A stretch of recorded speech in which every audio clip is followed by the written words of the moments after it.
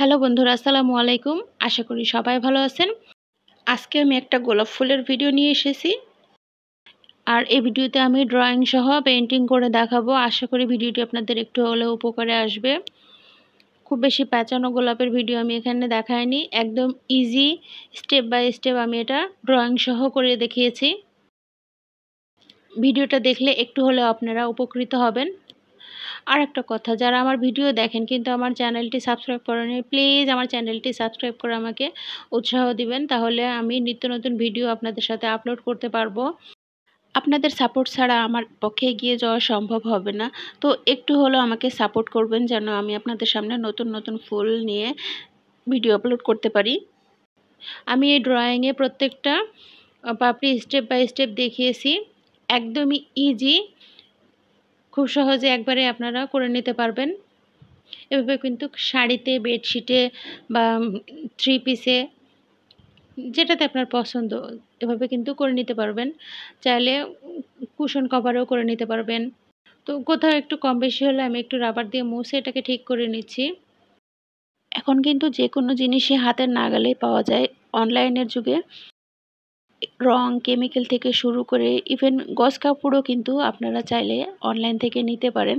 নিয়ে ছোট পরিসরে একটা বিজনেস শুরু করেন। ঘরে বসে একটু একটু করে এঁকে এঁকে সেই ছবিগুলো আপনি আপনার পরিচিত জনদের সঙ্গে শেয়ার করুন বা অনলাইনে সেটার ছবি আপলোড করুন। আস্তে আস্তে দেখবেন আপনার পরিচিতি বাড়বে এবং একটা সময় যারা হ্যান্ড পেইন্টের জিনিসগুলো পছন্দ করে তারা আপনাকে নক দেবে এবং আপনার কাছ থেকে কিনতে চাইবে।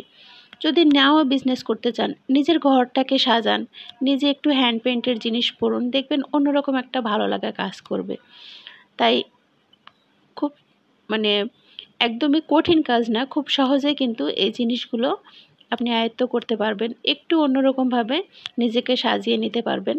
তো আমার ফুলটা আঁকানো শেষ হয়ে গেলে আমি একটু আবার এটাকে সাইন পেন দিয়ে একটু ব্ল্যাক করে নিচ্ছি।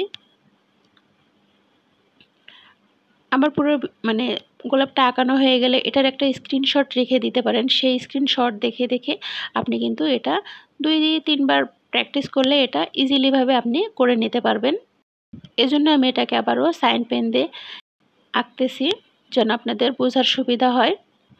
পেন্সিলের কালি ভিডিওতে খুব একটা বোঝা যাচ্ছে না।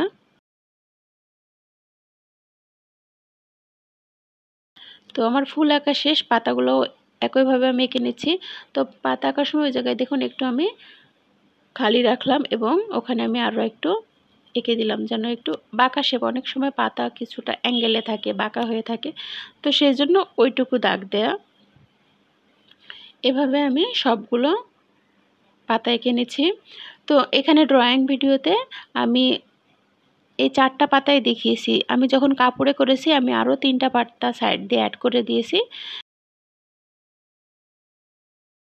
দেখুন এই যে আমার ফুল এবং পাতা দুটো আমি 4টা পাতা ভিডিওতে দেখেছিলাম এবং আমি আরও 3টা পাতা অ্যাড করে নিয়েছি। তো এবার আমি সরাসরি পেইন্টিংয়ে চলে এসেছি। তো আমি প্রথমে এখানে এনকে ব্যান্ডার দিয়ে যেখানে যেখানে একটু হালকা কালার হবে, সাদা সাদা থাকবে, সেই জায়গাটা আমি প্রথমে দিয়ে দিচ্ছি রং না, এখানে শুধুই কেমিক্যাল আছে, এনকে এবং বাইন্ডারের মিশ্রণ। আর এনকে বাইন্ডার সমান সমান পরিমাণ নিয়ে আমি রঙের মিশ্রণটা তৈরি করব। যে এনকে বাইন্ডারের মিশ্রণটা আমি আগে দিয়ে নিলাম, সেখানে আমি সামান্য গোলাপি কালারটা দিয়ে সেটাকে আবারও ভালো মতো মিশিয়ে আমি প্রথমে দিয়ে নিচ্ছি, হালকা কালারটা দিয়ে নিচ্ছি। এভাবে আস্তে আস্তে আমি আমার গোলাপটা এঁকে নিব। আগের যেই রঙটা ছিল তার মধ্যে আরও একটু গোলাপি রং দিয়ে আমি আরও একটু ডার্ক করে নিলাম। এই সাদা যে তুলিটা দেখতেছেন এটা হচ্ছে 10 number water colour brush. Transparent পদ্ধতিতে যখন আমরা কাজ করি তখন এই তুলিটা দিয়ে কাজ করতে ভালো লাগে, কারণ এই তুলিটা একটু বেশি করে রং অ্যাবজর্ব করে রাখতে পারে এবং অনেক সফট, যেহেতু একটা পশুর লোম দিয়ে তৈরি করা হয় এই তুলিটা। এই তুলির নাম হচ্ছে রাব্বি তুলি। তো আমার ফুলটা পুরোপুরি শেষ হয়নি, আমি আরও একটু কালার ইউজ করব। তো ভিজা অবস্থায় আমি এখন দিব না, একটু শুকিয়ে গেলে তারপরে অ্যাড করব, অন্য কালার দিব। এর মাঝে আমি পাতাটা এঁকে নিচ্ছি। তো পাতাতে দেখুন আমি সবুজ দিয়েছি, তার মাঝে আবার কিছুটা গোলাপি দিয়ে আমি পাতার একটু ভেরিয়েশন নিয়ে আসতেছি।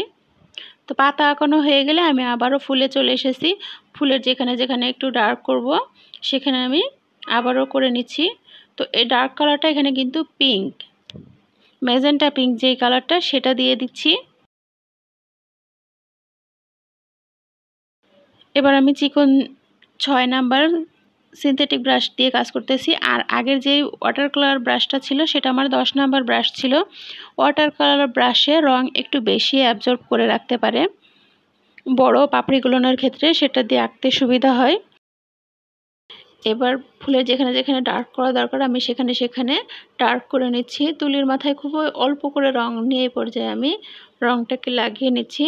আর এই পর্যায়ে কিন্তু খুব বেশি তাড়াহুড়া করা যাবে না, খুবই আস্তে আস্তে কাজ করতে হবে।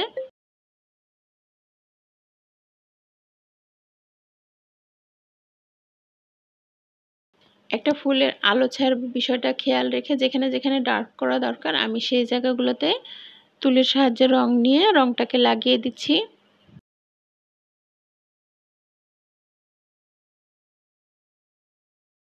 এ পর্যায়ে কিন্তু তুলিতে খুব বেশি রং নেওয়া যাবে না, তাহলে রংটা বেশি পড়ে যাবে এবং ছড়িয়ে যাবে।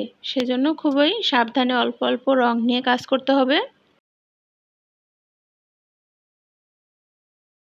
এ পর্যায়ে আমি আপনাদের আবারও মনে করিয়ে দিচ্ছি, আমার ভিডিও দেখতেছেন কিন্তু আমার চ্যানেলটি এখনও সাবস্ক্রাইব করেননি, প্লিজ আমার চ্যানেলটি সাবস্ক্রাইব করে দেবেন যেন নিত্য নতুন ভিডিও আমি আপনাদের সামনে উপস্থাপন করতে পারি। আর আপনারা কী ধরনের ফুলের ভিডিও দেখতে চান সেটা কিন্তু কমেন্ট বক্সে আমাকে জানাতে পারেন, তাহলে সেই ধরনের ফুলের ভিডিও আমি আপনাদের সামনে উপস্থাপন করব। তুলিতে রং নিয়ে আবার একটু আমি আঙ্গুলের সাহায্যেও বসিয়ে দিচ্ছি।